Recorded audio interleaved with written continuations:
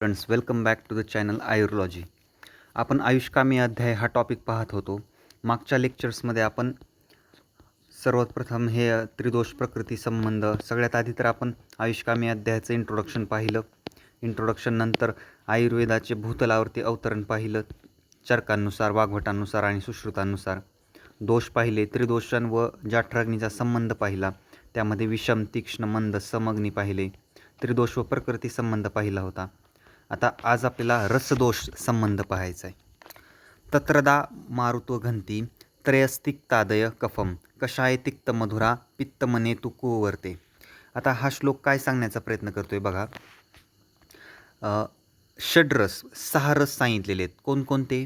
कषाय, मधुर, तिक्त, तसेच अम्ल, लवण व कटू, हे 6 रस सांगितले गेलेले आहेत. आता हे काय म्हणणं आहे बघा या 6 रसांबद्दल. कषाय रस, मधुर रस, अम्ल, लवण, तिक्त व उष्ण, हे 6 रस. कषायचा अर्थ काय होतो तर ॲस्ट्रजंट, म्हणजे जांभूळ कशा प्रकारे असतं. जांभळाची जर तुम्ही चव बघितली तर ना ते गोड लागते, ना ते आंबट लागते, ना ते एकदम तुरट लागते. त्याची जी चव आहे ती ॲस्ट्रजंट म्हणजे कषाय आहे. त्यामुळं जांभळ जे आहे तर ते कषाय या रसामध्ये मोडते. मधुर, नावातच आहे मधुर म्हणजे गोड, स्वीट. अम्ल म्हणजे ज्याच्यामध्ये ॲसिड आहे ते अम्ल, किंवा त्याची मॉडर्नमध्ये ते टेस्ट कशी आहे तर सोअर टेस्ट आहे. त्याला आपण चिंच म्हणू शकतो, लिंबू म्हणू शकतो. लिंबामध्ये तुम्हाला माहीत आहे सिट्रिक ॲसिड प्रेझेंट असतं. लवण आहे. आता लवण म्हणजे सॉल्टी. 5 प्रकारचे मीठ आपल्याला पुढं पाहायचे आहेत. इथं फक्त एवढंच लक्षात ठेवा की 5 प्रकारचे मीठ जे तर त्यांची जी चव असते तर ती सॉल्टी म्हणजे लवण असते. पुढचा रस आहे तिक्त रस. तिक्त म्हणजे बिटर. कारलो, कारला असेल, नीम असेल. तुम्ही जर लिंबाचा पाला ओरबडून खाल्ला तर तो कसा लागतो? बिटर म्हणजे तिक्त. आता बघा शब्दांची फिरवाफिरवी कशी आहे इथं. तिक्त या शब्दाचा अर्थ ॲक्च्युअलमध्ये आपल्या मराठीमध्ये इथं तिखट नसून कडू होतोय. कारण तुम्ही बघा ना, कारलं कसं असतं? कडूच असतं. कडुनिंब कसं असतं? हे तर नावातच कडू आहे, त्यामुळे ते कडूच आहे. तिक्त या शब्दाचा अर्थ कटू म्हणजे कडू होतोय. आणि इथं खाली जो कटू दिला आहे तर ते उष्ण आहे. ॲक्च्युअलमध्ये ते पर्जंट म्हणजे कसं, काळी मिरी असेल किंवा जिरा असेल. आता जिऱ्याची चव कशी आहे तर जिरा हा उष्ण आहे, काळी मिरी कशी आहे तर ती तिखट आहे. म्हणजे कटूला तिखट आणि तिखटला कटू, हे असं उलट आहे. कळलं का? तर हे होते 6 रस, षड्रस. आता यांचा संबंध कसा आहे हे पाहूयात आपण. बघा, या षड्रस, रसास्वादू अम्ल लवण तिक्त उष्ण कषाय का षड्रस द्रव्यमाश्रित च यथापूर्व बलावहा. आता श्लोक पहिल्यांदा म्हणताना एक एक शब्द तोडून म्हणायचा आणि म्हणताना परत रसास्वादू अम्ल लवण तिक्त उष्ण कषाय का षड्र द्रव्यमाश्रित असते च यथापूर्व बलावहा. म्हणजे काय तर श्लोकामध्ये सांगण्याचा काय अर्थ आहे? श्लोकामध्ये सांगण्यात आलेलं आहे की स्वादू, अम्ल, लवण, स्वादू, अम्ल, लवण, तिक्त, उष्ण, कषाय, हे 6 रस, षड्रस सांगितलेले आहेत. द्रव्यमाश्रित असते च यथापूर्व बलावहा, म्हणजे यांचं जे बल आहे तर ते डिक्रीजिंग ऑर्डरमध्ये आहे. डिक्रीजिंग म्हणजे कसं, चला तुम्हाला पुढे एक्सप्लेन करतो. आता मधुर रस, अम्ल, लवण, कटू, तिक्त, कषाय, या श्लोकाचा सर्वप्रथम आपण आधी अर्थ पाहूयात.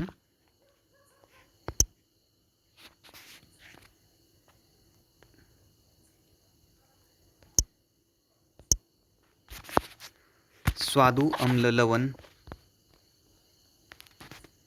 एक मिनिट.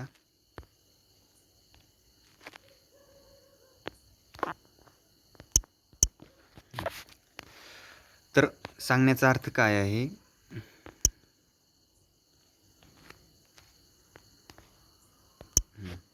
मधुर, अम्ल, लवण, कटू, तिक्त, कषाय.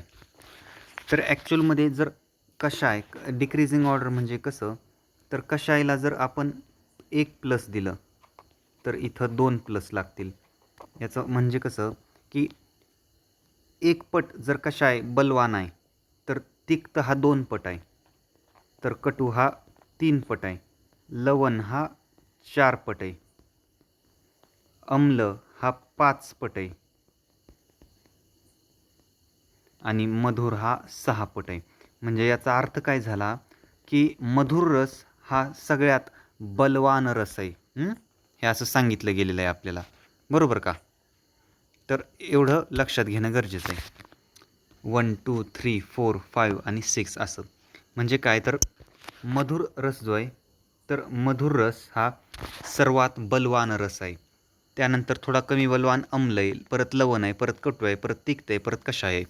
आता कोणता वातशामक आहे, कोणता पित्तशामक आहे आणि कोणता कफवृद्धीकर आहे हे लक्षात ठेवणं फार अडचणीचं आहे. ह्याला एक ट्रिक सांगतो मस्त तुम्हाला. सिक्वेन्स हा असाच असणार आहे: मधुर, आम्ल, लवण, कटू, तिक्त, कषाय. मग याच्यात तुम्ही लक्षात कसं ठेवणार आहात, तर पहिले 3 घ्यायचे. ते काय कसे आहेत? वातशामक आहेत, म्हणजे वाताचं शमन करणार आहेत, वाताला कमी करणार आहेत. मग त्याच्याच उलटा कफ आहे. वात आणि कफाचं उलट आहे. जिथं वात कमी होतोय तिथं कफ वाढतोय, जिथं कफ कमी होतोय तिथं वात वाढतोय, अशा प्रकारे. मग जर पहिल्या 3मध्ये वात कमी झाला तर पहिल्या 3मध्ये कफ वाढायला पाहिजे. तसंच होतंय का बघा बरं? दिसतंय इथं कफ वृद्धिकर. पहिल्यामध्ये वात शमन झाले. मधुरमध्ये मधुर कसा आहे? वात शमन आहे, पण कसा आहे? कफ वृद्धिकर आहे, बरोबर का? आम्ल हा वात शामक आहे पण कफ वृद्धिकर आहे. लवण हा वात शामक आहे पण कफ वृद्धिकर आहे. कळालं? तर हे अशा प्रकारे होतं, हे समजून घेणं गरजेचं आहे. कटूमध्ये बघा, कटू कसा आहे? आता आता उलटं करायचं. पहिले 3मध्ये वात शामक होते, दुसरे 3 जे आहेत तर ते वात वृद्धिकर आहेत, बरोबर? हो. तर आणि जर मी म्हणलं वात आणि कफ उलटे आहेत, पित्ताचं आपण समजून घेऊयात, नंतर समजून घेऊयात, पण आधी वात आणि कफाकडे लक्ष द्या. वात आणि पित्त कसे आहेत? उलटे आहेत. म्हणजे वात पहिल्या 3मध्ये वात कमी होतोय, याचा अर्थ पहिल्या 3मध्ये कफ वाढतोय. खालच्या 3मध्ये वाताची वृद्धी होते, याचा अर्थ कफाचं शमन होतोय, कफ कमी होतोय, बरोबर आहे का? आता पित्ताकडे येऊयात. पित्ताकडे लक्ष द्या तुम्ही. पित्तमध्ये बघा, तर पित्तमध्ये 3 ठिकाणी पित्त हा कमी होतोय. कुठं कुठं? मधुरमध्ये पित्त हा डिक्रीजिंग आहे, तिक्तमध्ये पित्त हा डिक्रीजिंग आहे, आणि कषायमध्ये पित्त हा डिक्रीजिंग आहे. मग इन्क्रीजिंग कुठं आहे पित्त? तर इन्क्रीजिंग पित्त आहे आम्ल, लवण आणि कटू. एवढे 3. म्हणजे लक्षात कसं ठेवायचं आहे? तुम्ही फक्त पित्तामध्ये एवढे 3 आम्ल, लवण, कटू जे सिरियली वाईज आहेत एवढंच लक्षात ठेवा. तुम्ही जर पित्ताचं शमन लक्षात ठेवायला गेलात तर तुमचं गडबड होऊ शकते, कारण ते सिक्वेन्स वाईज नाही आहेत. मधुर, तिक्त, कषाय आहे. त्यामुळे तुम्ही काय करायचे? तुम्ही हे फक्त आम्ल, लवण आणि कटू एवढेच लक्षात ठेवायचे आहेत. हे पित्तवृद्धिकर आहेत, बरोबर आहे का?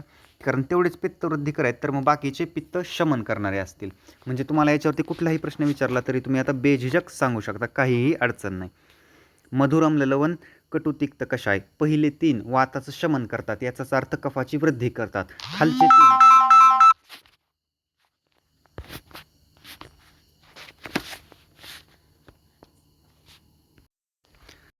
तर आपण पाहत होतो रस, मधुर रस. आपण हे पाहिलं की बाबा पहिले 3 जे आहेत तर ते वात शामक आहेत, त्याच्या उलटं केलं तर ते कफ वृद्धी करतील. खालचे 3 वाताची वृद्धी करतायत, याचा अर्थ कफाचा शमन करणार आहेत, कफाला नष्ट करणार आहेत. आणि पित्तमध्ये मी एवढंच लक्ष सांगितलं तुम्हाला, आम्ल, लवण आणि कटू एवढंच लक्षात ठेवा, जे की पित्ताला वाढवते, पित्त वृद्धी करतात.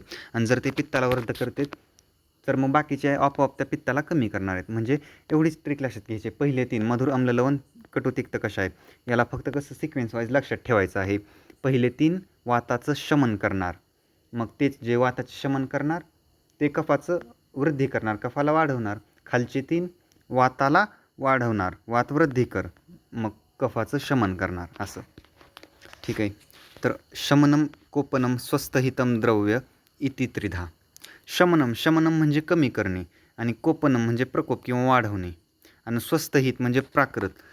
जर शमनम, कोपन आणि सगळं प्राकृत असेल तर मग ते एकदम व्यवस्थित आहे, आपल्या शरीराला प्राकृत अवस्थेमध्ये ठेवतं आहे असं सांगितलेलं आहे. आता एक छोटा कॉन्सेप्ट आहे वीर्य. आता वीर्य हे तर ॲक्च्युअलमध्ये पुढच्या टॉपिकमध्ये डिटेलमध्ये एक्सप्लेन केलेलं आहेत, पण वीर्य म्हणजे काय एक छोटंसं थोडक्यात समजून घेऊयात. वीर्य म्हणजे ॲक्च्युअलमध्ये पोटन्सी, कार्यकारी शक्ती, की कोणतीही गोष्ट करण्यासाठीची असणारी जी इच्छाशक्ती आहे, प्रबळ शक्ती, पोटन्सी टू रिजनरेट, टू ग्रो, त्याला आपण वीर्य म्हणतो. वीर्य हे 2 प्रकारचं सांगितलेलं आहे. उष्ण शीत गुण उत्कर्षात वीर्य द्विधा स्मृतम. म्हणजे 2 प्रकारचं वीर्य, एक आहे उष्ण व एक आहे शीत. सूर्य आता उष्ण आणि शीत हे कशामुळं पडलं आहे, तर उष्ण म्हणजे ज्याला सूर्याची उपमा दिली ते उष्ण आहे, आणि ज्याला सोम म्हणजे चंद्राची उपमा दिली तर ते शीत आहे. असं म्हणजे उष्णवीर्य आणि शीतवीर्य एवढं 2 सांगितलेले आहेत. उष्णवीर्यामध्ये कोणकोणते रस असतात, तर ते असतात कटू, अम्ल आणि लवण. तर तेच मधुर आणि शीतमध्ये कुठले असतात, तर मधुर, तिक्त, कषाय. हे एवढं जरी तुम्ही लक्षात ठेवलं या टॉपिकपर्यंत तरी पुष्कळ होईल. आता विपाक. विपाक म्हणजे काय? त्रिधा विपाको द्रव्यस्य स्वादु अम्ल कटुकात्मकम. म्हणजे काय, तर बघा ना, तुम्ही जेव्हाही आहार घेता त्या आहाराचं पचन होतं, आहार रस तयार होतो, पण त्या आहार रसाचं सुद्धा एका विशेष द्रव्यामध्ये रूपांतर होते. त्याला आपण विपाक म्हणलेलं आहे. आणि ते विपाक किती प्रकारचे आहेत, तर ते 3 प्रकारचे विपाक आहेत. म्हणूनच म्हणलेलं आहे श्लोकामध्ये त्रिधा विपाको द्रव्यस्य स्वादु अम्ल कटुकात्मकम. म्हणजे स्वादू, अम्ल आणि कटू या 3 प्रकारचे काय आहेत, तर विपाक आहेत.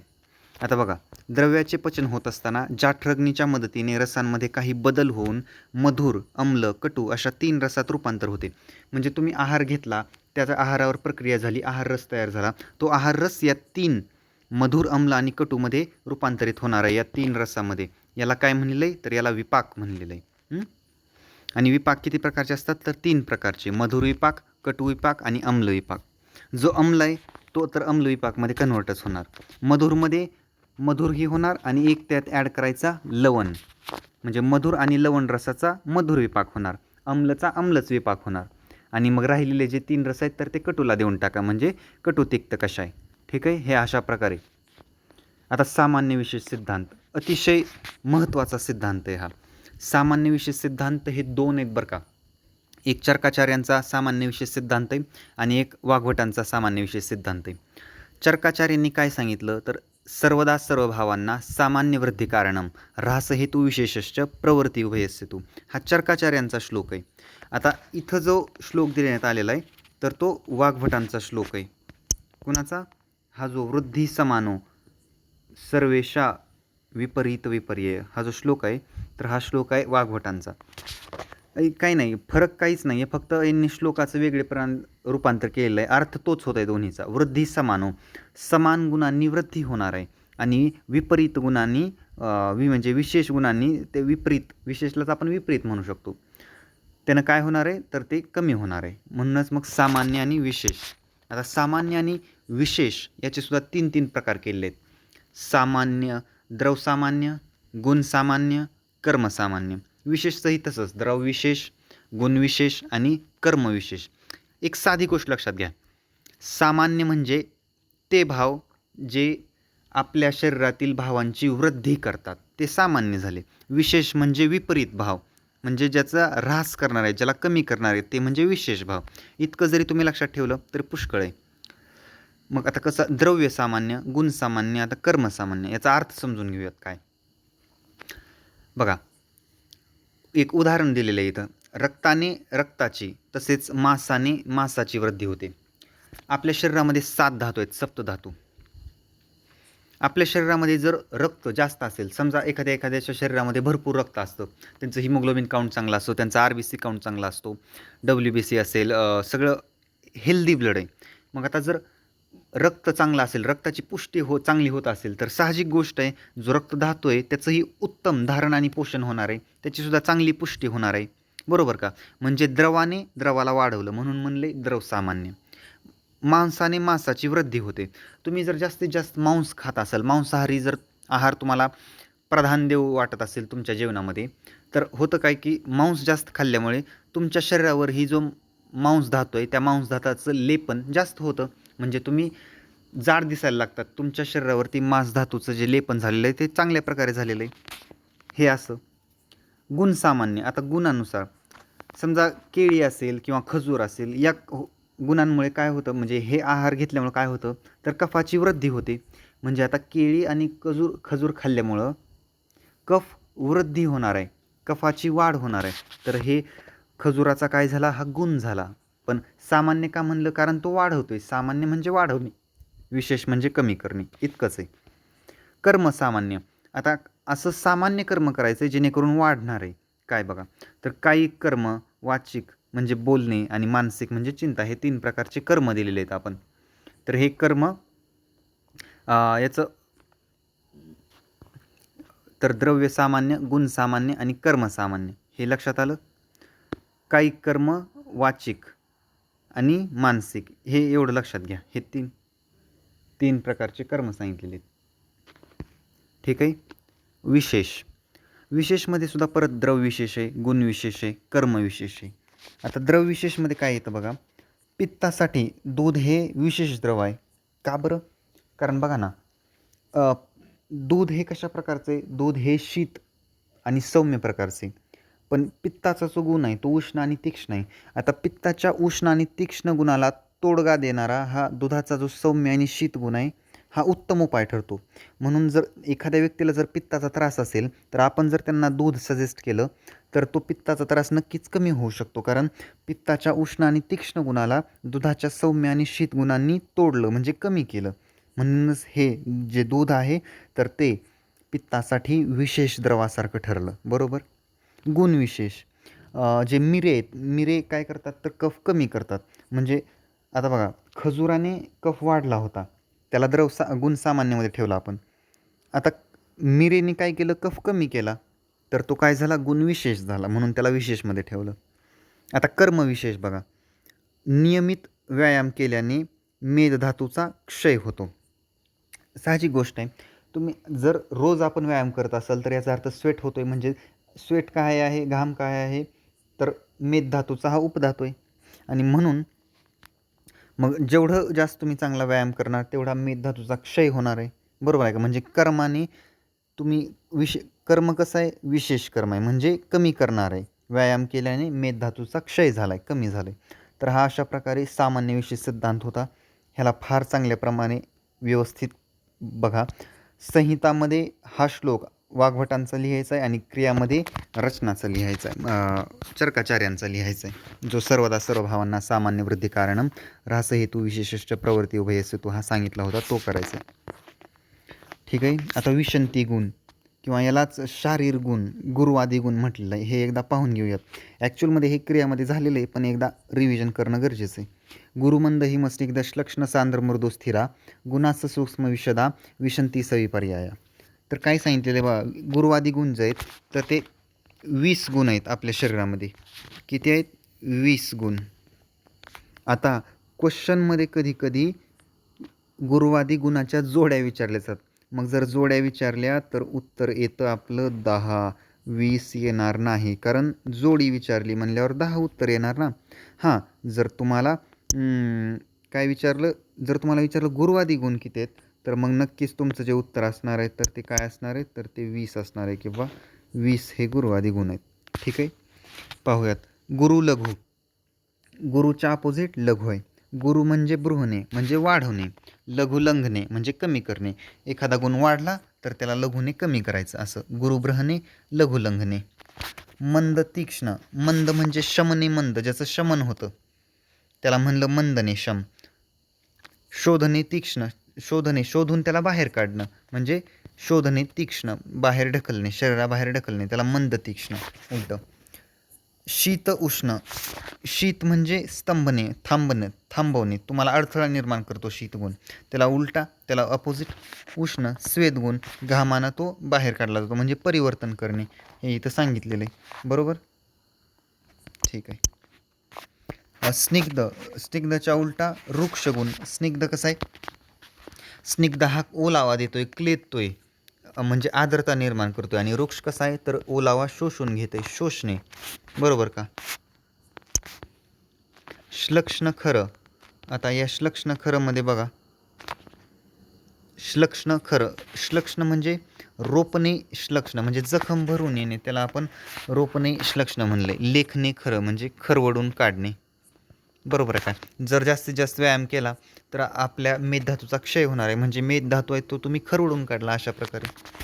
सांद्र द्रव, सांद्र म्हणजे प्रसाधने सांद्र, शरीरातील सर्व शुद्ध घटकांचा संयोग करून त्याला एका जागी ठेवणे म्हणजे सांद्र. विलोडणे द्रव, प्रवाही बनणे व बाजूला करणे. बरोबर का. हे अशा प्रकारे. मृदू कठीण, काय सांगितले? मृदू कठीण. मृदू म्हणजे श्लथने मृदू म्हणजे सैल करणे. सैल आपण म्हणू शकतो बाबा, एखादी गोष्ट समजा पॅन्ट जास्त आवडली तुम्ही त्याला आपण थोडंसं ढिल्लं करू म्हणतो किंवा सैल करू म्हणतो. तर तशा प्रकारे शैल म्हणजे श्लथने मृदू म्हणजे सैल करणे. दृढने कठीण म्हणजे घट्ट करणे. एखादी दोरी एखाद्या भिंतीला चांगली आवळून बांधली तर त्याला दृढने कठीण म्हणजे घट्ट करणे असं. स्थिर चलने. स्थिर म्हणजे एका जागी राहणे, टिकून राहणे. आणि प्रेरणेचल म्हणजे गती देणे. स्थूल सूक्ष्म. स्थूल म्हणजे विवरणे म्हणजे आकाश निर्माण करणे. तर सूक्ष्म म्हणजे विवरणे म्हणजे आकाश निर्माण करणे. व स्थूल म्हणजे काय? स्थूल म्हणजे न निर्माण होऊ देणे. विशद इंटू पिच्छल. आता विशद म्हणजे शालने वेगळे करणे, बरोबर का? आणि लेपणे म्हणजे पिच्छल संलग्न ठेवणे म्हणजे जोडून ठेवणे. हे तर होते गुरुवादी गुण. हे ॲक्च्युअलमध्ये क्रियामध्ये झाले त्यामुळे मी फारशी डिटेलमध्ये इथं सांगत नाही. नाव आलं तर म्हणून एकदा एक्सप्लेन करणं गरजेचं होतं. रोगारोग्य कारणम. एक श्लोक आहे इथं. कालार्थ कर्मणा योगो हीन मिथ्याती मात्रक सम्यक योगश्च विज्ञेयो रोगारोग्य कारणम. बघा काय म्हणते, आपलं आरोग्य टिकवण्यासाठी काल, अर्थ आणि कर्म या तिन्हींचा योग असणं गरजेचं आहे, बरोबर का? हीन मिथ्या अतिमात्रक नसायला पाहिजे. सम्यक योगश्च असला तरच सम्यक योगश्च विज्ञेयो रोगारोग्य कारणम. हेच रोग आणि आरोग्याची कारणं ठरतील. याला रोग आरोग्य मधून तोडा. एक आहे रोग्य म्हणजे रोगी आणि आरोग्य कारणम. तर हे कशा प्रकारे पाहूयात आपण. काल, अर्थ व कर्म. काल काय, अर्थ काय समजून घेऊयात. काल, अर्थ आणि कर्म यांचा हीनयोग, मिथ्यायोग, अतियोग अनुक्रमे म्हणजेच रोगाची उत्पत्ती होय. तसेच काल, अर्थ, कर्म यांचा सम्यक योग म्हणजे आरोग्य होय. आता काल म्हणजे काय? तर काल म्हणजे ॲक्च्युअलमध्ये वेळ, परिणाम. वेळ काळ न बघता जेवणं म्हणजे आरोग्याची काय आहे? हे रोगीचं लक्षण आहे. हे तुम्हाला आरोग्य देणार नाही, हे तुम्हाला रोगाची उत्पत्ती करून देणार आहे. अर्थ म्हणजे विषय, इंद्रियांचा त्यांच्या विषयासोबत संयोग म्हणजे अर्थ. अर्थ म्हणजे साधी गोष्ट विषय आहे. कर्म म्हणजे प्रज्ञापराध म्हणजे बुद्धीनं केलेला अपराध. मग तो कायिक कर्म असेल, वाचिक कर्म असेल किंवा मानसिक कर्म असेल. आता हे काय कशा प्रकारे एकदा डिटेलमध्ये समजून घेऊयात. याला एक मी तुम्हाला उदाहरण देतो आणि त्या उदाहरणानुसार आपल्याला कळून जाईल. बघा, वर्षा ऋतूमध्ये पाऊस पडतो, बरोबर आहे? मग वर्षा ऋतूमध्येच जर पाऊस पडला तर तो योग्य ठरेल आणि ते आपल्याला प्रकृतीला जपणार आहे. पण जर वर्षा ऋतूमध्ये पाऊस न पडता, पाऊस कुठं पडला? तो पाऊस पडला उन्हाळ्यामध्ये म्हणजेच ग्रीष्म ऋतूमध्ये. पाऊस पडायला पाहिजे होता वर्षा ऋतूमध्ये, पडतोय ग्रीष्म ऋतूमध्ये. म्हणजे हा काय झाला? तर हा मिथ्यायोग झाला, बरोबर आहे का? कारण मिथ्या म्हणजे काय? तर भ्रांती आहे. ही ॲक्च्युअलमध्ये असं व्हायला नाही पाहिजे. ज्या ऋतूमध्ये ज्या ऋतूचा काळ आहे त्या ऋतूमध्ये त्याच काळाची वैशिष्ट्ये दिसली पाहिजेत ना. वर्षा ऋतूमध्ये वर्षाच झाली पाहिजे. ग्रीष्म ऋतूमध्ये का होते? म्हणजे जर वर्षा ऋतूमध्ये वर्षा न होता ग्रीष्म ऋतूमध्ये झाले तर हा कसा आहे? तर हा मिथ्यायोग आहे. मिथ्या म्हणजे भ्रांती सांगितलं. आता वर्षा ऋतूमध्ये वर्षा व्हायला पाहिजे, बरोबर आहे? वर्षा ऋतूमध्ये वर्षा व्हायला पाहिजे, पण वर्षा ऋतूमध्ये फार कमी वर्षा झाली. फार कमी म्हणजे समजा जर 100 इतका पाऊस व्हायला पाहिजे होता तर तो 100 इतका न होता फक्त 10च झाला. मग तो फार कमी झाला ना, तो हीनयोग झाला. मग पहिला होता मिथ्यायोग, वर्षामध्ये न पडता ग्रीष्ममध्ये पडला, मिथ्यायोग. वर्षामध्ये यावेळेस पाऊस पडला आहे पण फार कमी पडला आहे, हीन. तोही चुकीचा आहे.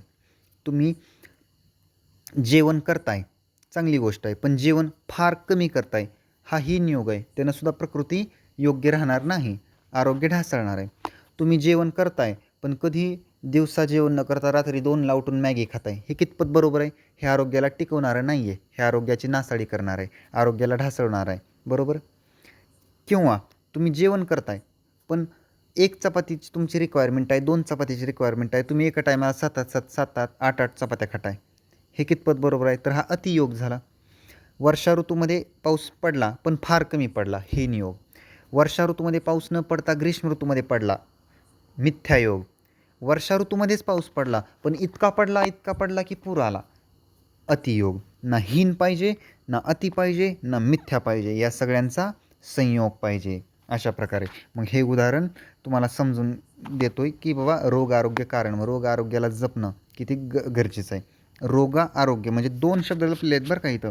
रोगारोग्य, रोग आणि आरोग्य म्हणजे जो काल, अर्थ आणि कर्म यांचा योग असेल, अनुक्रमे हीन, मिथ्या, अतियोग जर यांचा असेल तर ती रोगाची उत्पत्ती करेल. तसेच काल, अर्थ, कर्म यांचा सम्यक योग असेल तर ते काय होईल, ते आरोग्य तुम्हाला प्रदान करून देईल. तर ह्या रोग आरोग्य कारणमचा श्लोक होता आणि त्याचं एक्सप्लेनेशन आणि त्याला उदाहरणानुसार हे तुम्हाला वर्षा ऋतूचं उदाहरण लिहावं लागणार आहे. तुम्ही कुठल्याही ऋतूचं उदाहरण घ्या, काहीही घ्या, पण वर्षा ऋतूचं एक्झाम्पल प्रॉमिनंट मानलं जातं, त्यामुळे हे लिहिलं तर काय उत्तमच आहे. तुमच्या मनानं जर दुसरं असेल तर तुम्ही तेही लिहू शकता. आता रोग आरोग्य लक्षणं. रोगस्तु दोष वैषम्य दोष साम्यम आरोग्यता. तुम्ही एखाद्या व्यक्तीला रोगी केव्हा म्हणता, जेव्हा त्याच्यामध्ये जे त्रिदोष आहेत तर त्या दोषाचं वैषम्य आढळलेले. रोगी कोण आहे, ज्याच्यामध्ये दोषाचं वैषम्य आहे म्हणजे दोष खालावले आहेत, तो आहे रोगी. आणि आरोग्यता म्हणजे जो आरोगी कोण आहे, रोगी नाही आरोगी, म्हणजे आरोगी या शब्दाचा अर्थ निरोगी होतो बरं का, तोच ज्यामध्ये दोषाचं साम्य आहे. दोषाचं साम्य आहे तर तुम्ही निरोगी आहात, पण दोषाचं वैषम्य आहे तर रोग असतो म्हणजे तुम्ही रोगी आहात. हे एवढंच सांगितलेलं इथं. बघा, शरीर हे दोष, धातू व मल या प्रमुख 3 घटकांनी बनलेलं आहे. त्यातही दोष हे प्रधान असून शरीराच्या सर्व क्रियांना आणि आरोग्याला कारणीभूत आहेत. बरोबर आहेत का. दोष वैषम्य म्हणजे रोगी आणि दोष साम्य म्हणजे आरोग्य म्हणजेच तुमचं निरोगी शरीर आहे. दोषाचं वैषम्य निर्माण झालं तर तुम्ही रोगी आहात. दोषाचं साम्य आहे, दोषाची साम्य अवस्था आहे तर तुम्ही आरोगी आहात. आणि दोषाची प्राकृत अवस्था नसून विकृत अवस्था आहे तर तुम्ही रोगी आहात. आता रोग प्रकृतीनुसार काय सांगितलेले आहेत एवढे पाहूयात आणि थांबूयात. निज रोग म्हणजे प्रथम दोषांमध्ये विषमता निर्माण होऊन व्याधी उत्पन्न होते. 2 प्रकारचे रोग सांगितले आहेत, एक निज रोग आणि एक आगंतुक रोग. निज म्हणजे स्वतः, म्हणजे आपण म्हणतो ना it's my personal space, it's my private property असं म्हणतो. मग त्यामुळं पर्सनल दोषांमध्ये विषमता निर्माण होते आणि मग व्याधी उत्पन्न होतो. इंटरनल फॅक्टर्समुळे रोग व्हायला लागला आहे ना. आधी दोषाचीच विषमता निर्माण व्हायला लागली, दोषामध्येच जर वैषम्य आढळून यायला लागलं तर याचा अर्थ परत व्याधी उत्पन्न होते. आधी दोष खालावले, आधी दुष्यंती ती दोष, आधी दोष काय झाले, दूषित झाले आणि दूषित झाल्यानंतर परत त्यांनी शरीराला दूषित केलं, म्हणजे हे निज रोगमध्ये येतं. आगंतुक रोग म्हणजे प्रथम व्याधी उत्पन्न होते, आधी व्याधी उत्पन्न झाली एक्सटर्नल फॅक्टर्समुळं आणि नंतर दोषांमध्ये विषमता निर्माण झाली. म्हणजे कसं, तर तुम्ही आधी आजारी पडलात आणि नंतर बाहेरचं काहीतरी खाल्लं, तुम्ही आधी व्याधी उत्पन्न झाली आणि नंतर मग शरीरामध्ये सगळ्या दोषांची विषमता निर्माण व्हायला लागली. म्हणजे हे निज रोग आणि आगंतुक रोग, एवढं लक्षात ठेवा फक्त. ठीक आहे. तर आजच्या लेक्चरमध्ये आपण काय काय पाहिलं एकदा क्विकमध्ये पाहूयात आणि थांबूयात. तर षड्रस सांगितले, रसा, स्वाद, अम्ल, लवण, तिक्त, उष्ण, कषायका. षड्द्रव्यमाश्रित असते, च यथा पूर्व बलावह. वीर्य पाहिलं, उष्ण, शीत. विपाक पाहिलं, त्रिधा विपाक व द्रव्य स्वादू अम्ल कटुकात्मकम. 3 प्रकारचे विपाक आहेत, स्वादू, अम्ल आणि कटू. सामान्य विषय सिद्धांत 2 प्रकारे, एक चरकाचार्यांचा आणि एक वाग्भटांचा. वाग्भटांचा संहितामध्ये लिहायचा आहे, वृद्धी समानो सर्वेशा विपरीत विपर्यय. त्यामध्ये सामान्य विशेष, त्यामध्ये द्रव सामान्य, गुण सामान्य, कर्म सामान्य, तसेच द्रव विशेष, गुण विशेष व कर्म विशेष या सर्वांचं एक्झाम्पल देऊन मी तुम्हाला समजवलं होतं. विषंती गुण म्हणजेच गुरुवादी घेऊन किंवा त्याला शारीर गुण म्हणतो आपण, ते किती सांगितले आहेत तर ते 20 आहेत, पण जोड्या किती 10 आहेत. रोग आरोग्य कारणम सांगितलं, कालार्थ कर्मणा योगो हि मिथ्याती मात्र सम्यक योगश्च विज्ञेयो रोग आरोग्य कारणम. रोग आरोग्याचं लक्षण सांगितलं, कोण रोगी आहे ज्याची दोषामध्ये वैषम्य आहे, कोण निरोगी आहे ज्याच्या दोषामध्ये साम्य आहे. म्हणूनच रोगस्तु दोष वैषम्य दोष साम्य आरोग्यता. रोग पाहिले आपण प्रकृतीनुसार. निज रोग म्हणजे आधी प्रथम दोषांमध्ये विषमता निर्माण होणार आहे आणि नंतर व्याधी उत्पन्न होणार आहे. आणि आगंतुक रोगमध्ये प्रथम व्याधी उत्पन्न होणार आहे आणि नंतर दोषांचं वैषम्य होणार आहे. तर ठीक आहे, आता आज आपण इथं थांबूयात. नेक्स्ट लेक्चरमध्ये आपण आपला सगळा टॉपिक कंप्लीट करणार आहोत, फर्स्ट आयुष्कामीय अध्याय. Okay, thanks and subscribe my channel.